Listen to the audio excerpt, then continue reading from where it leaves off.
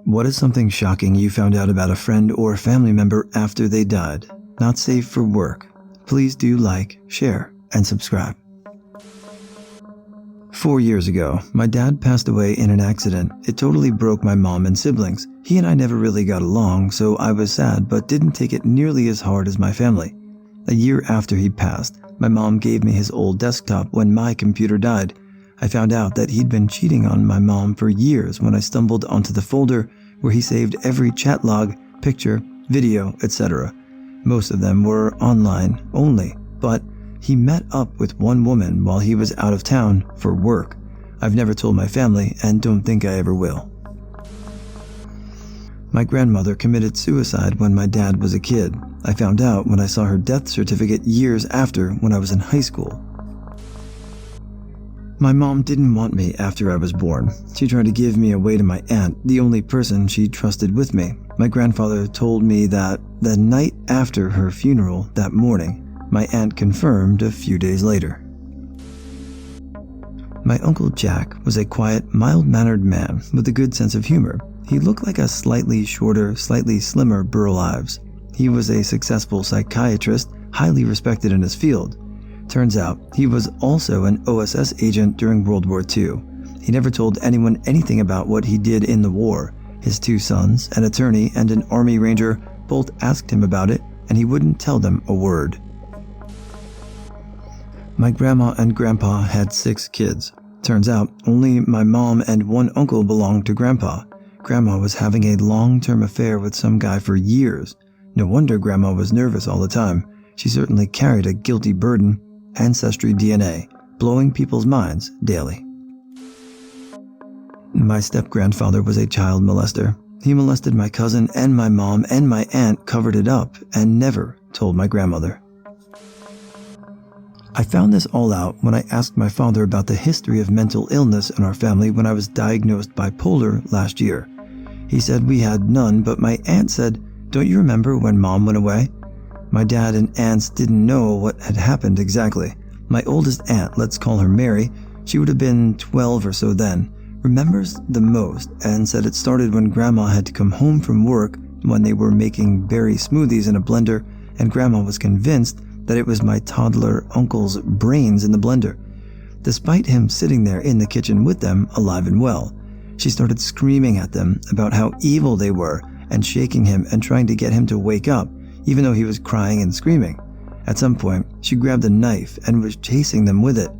Mary somehow got all the little ones and went to a neighbor's a ways down the road, middle of the country, until their dad came home. Mary met him at the driveway and explained what happened, and he told her to stay at the neighbor's until he came back. They were there a few days when someone from the state came and got them. My dad and the 2 older girls were put in foster care, and the 2 younger ones went to some family. Almost a year went by, and then, one day, they were all brought back together and given back to Grandma, who they hadn't heard from the entire time, but their dad was just gone.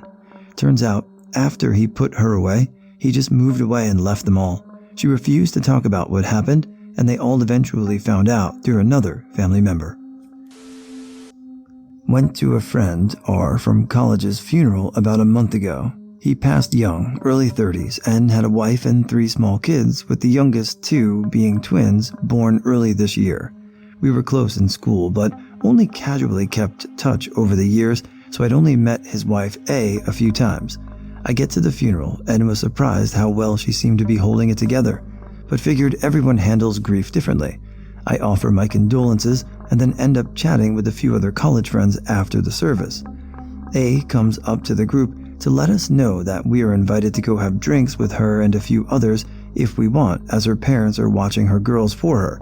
I was going to decline until she states she really wants all of us to join because she needs to let us all know what she found out over the last week while going through R's things to try and get her and the girls' life organized.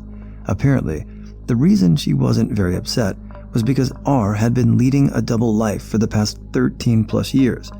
He had always claimed his dad had owned a trucking company and then sold it, leaving him really well off. Based on his spending habits, this all seemed true. He also had claimed his mom passed while we were in school, that he was an only child, After he left the college I attended during our sophomore year, he would post pictures of Vanderbilt and claimed he transferred there to finish school. He also said he got a master's from a different prestigious school. I had worked with him briefly a few years ago in a professional capacity when his company reached out to possibly work with my company, so based on his role there, all of that totally sounded like it could be true. Turns out, none of it was. His mom and sister attended the funeral. The mom, all of us, including his wife, thought had died when we were in college, and the sister none of us knew existed. She had no idea he told people she was dead. She thought R and A eloped, and with her living out of state, R would make up excuses why A didn't visit when he did. R had also told us his sister was his cousin, so we were all shocked by that too. R even went so far as to show A an obituary of his dead mom when they were dating. I thought the whole time that his actual mom was his aunt and that his sister was his cousin. The school stuff was also all BS. He apparently transferred to an online school and got a bachelor's, but would send pictures from Vanderbilt's campus. The trucking company his dad owned was real, but actually went bankrupt and was liquidated. The trust fund he told A that he set up for the girls doesn't exist. He had told A he didn't have student loans, but actually had $78,000 still. He had maxed out multiple credit cards she didn't know existed, and on top of all this, he was cheating on A with multiple other women, taking them for fancy dinners, to the casino, getting hotel rooms for them. Needless to say, A was livid, and she was very happy to find out she wasn't the only one R had been lying to all these years. The whole thing seriously felt like a movie. I didn't realize stories like this actually happened in real life. I'm still sad my friend passed, as he seemed like a friendly, good guy in the time I knew him, but I also realize many of us never met the real him. Now the rest of us are doing what we can to help A and his girls.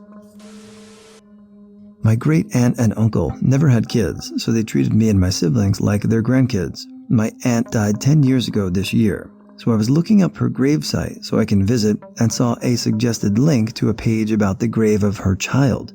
I was very confused because I always just assumed they didn't want kids. Turns out they had a son who only lived to be a few months old. Made me sad to think that they did want kids and either couldn't or wouldn't after their son died. So my grandpa served in World War II, but we never knew his brother, my great uncle, served as well. The day of his funeral, he was getting full military honors, and none of us but my grandpa knew why until they mentioned he served as a Marine and that he fought in Iwo Jima. Unfortunately, I was a small child when this happened, so I didn't really feel the shock of it like my father, aunts, and uncles did, nor did I really understand what was going on. Never knew why he'd want to keep that a secret, but I always found that interesting. My great-grandpa ate a shotgun. I kinda knew that bit, but I didn't know he did it because he couldn't cope with being the sole caretaker to his suddenly invalid wife of 30 plus years. It's mad because his son, my grandpa, ended up marrying a woman, my grandma, and they were married for 51 years, the final 5 of which my grandpa was my grandma's sole caretaker. She kept having strokes, then getting a little better, then having another stroke, until she died. I sometimes wonder how often my grandpa woke up thinking about his dad, and how much that must have haunted him. My wife's uncle was a field agent for the CIA. They would fly he and his wife to Italy, where they would swap out their IDs, issue them their cover IDs, and then fly them out to pose as Italian tourists. After my grandma died, we found a letter from an unnamed woman to my grandfather. It was a letter claiming that my grandfather was the father of her child, that if he wasn't going to leave my grandmother for her, she would abandon the baby with them and would have no part in raising it. With the death of my grandma, no one else alive in my family had any idea what this letter really meant. Basically, anyone who could give any clarification was already dead. Did my dad have another sibling? Was my uncle secretly not my grandma's biological child? Was she lying and there was no child? We will never know.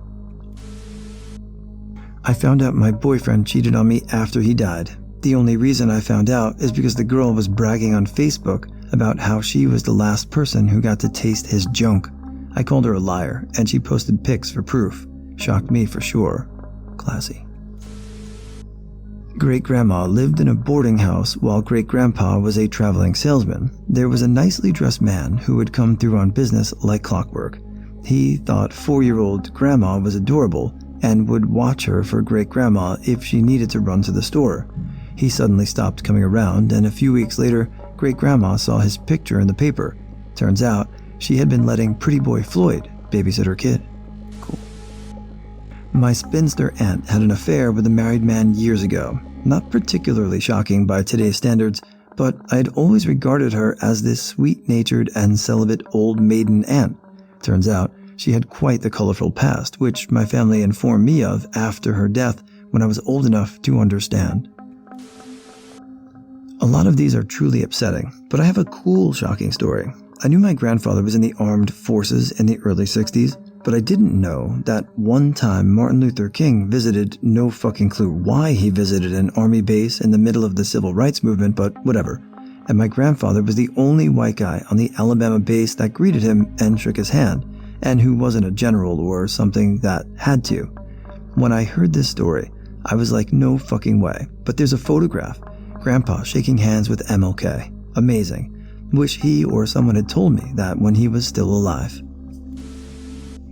My great-aunt and great-uncle were siblings who had an incest relationship for most of their lives. They shared a house for the last decades of their lives, which I always thought was very sweet, siblings caring for each other as they got older. Some of my best childhood memories are of visiting them and playing in their big yard with their dogs when I was a little kid. Years ago, I was talking with my father about how much I missed them when he just offhandedly told me that the two were in an incest relationship since they were kids. My mother confirmed, laughing at me like I was dumb for not knowing when it was obvious, which it apparently was, since everyone in the family knew except me. I posted about them before on my old account. Some recent family issues brought them back to mind again. All my good memories feel questionable now, and I keep thinking of small details about them that make sense in a very different way. Honestly, I just wish I had never been told and could keep my memories of them as they were. Not me, but my uncle found out he had a different dad than his siblings when he was taking a DNA ancestry test. His mother had had an affair. Both parents were dead when he found out. He's a huge prick, so I thought it was funny how it hit him. He mistreated my mother for not being one of their full siblings from the same parents, and turns out he isn't either, LOL. My great-grandfather had not, in fact, been eaten by a bear on Mount Rainier. He was a park ranger. Instead, he'd been cheating on my great-grandmother and was summarily run out of town by her brothers. He moved to Alaska, and nobody knew what had become of him until we located his grave many decades later. It was the day before, but still, my grandfather had a cache of things from the war that he never clearly explained the origins of: letters, Nazi patches, swastikas, and other items. He finally admitted that he had come by them in the Netherlands after he and a friend shot a prisoner and raided his body.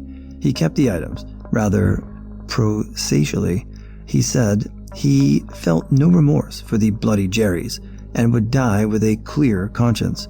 My grandfather had been in the British Army as of 1938 and been to Dieppe, Normandy, and later liberated one of the most notorious Nazi camps.